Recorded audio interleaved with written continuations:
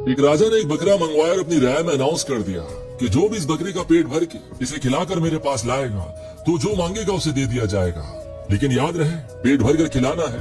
मैं चेक करूंगा इसे खिलाकर, अगर इसने थोड़ा सा भी कुछ खा लिया तो उसे कुछ नहीं मिलेगा। अब सारे खुश कि बकरा है, हाथी थोड़ी है, कितना खा लेगा, ज्यादा 1000-2000 का ही खा लेगा। और बेवकूफ राजा जो मांगो दे रहा है। कोई बोले घास खिलाऊंगा, कोई बोले चारा, तो कोई बोले हम तो काजू बादाम खिला देंगे। खैर कुछ लोग बकरा ले गए और उन्होंने उस बकरे को खिला खिला कर फुल कर दिया कि कहीं राजा के सामने से भूख न लग जाए। बकरे को दरबार में लाया गया तो राजा ने बकरे का पेट देखा तो समझ गया कि इसे भरपूर खिलाया गया है। उसने टेस्ट के लिए घास मंगवाकर बकरे के आगे रखी तो बकरा सूंघने लगा और उसने मुंह मार लिया।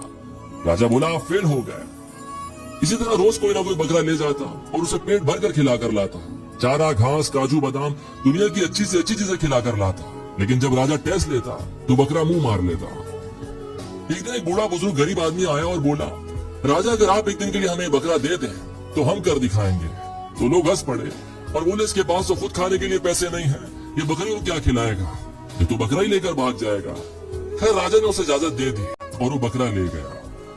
अगले दिन वो बकरा राजा के पास लाया तो राजा बोला मुझे तो कहीं से नहीं लग रहा कि तूने इसे कुछ खिलाया भी है, तू पागल है क्या। तो गरीब बोला आप टेस्ट लेकर देखें। राजा हंस पड़ा। तो गरीब फिर बोला आप टेस्ट लेकर देखें। खैर राजा ने हंसते हंसते बकरे के आगे घास की तो हैरान रह गया।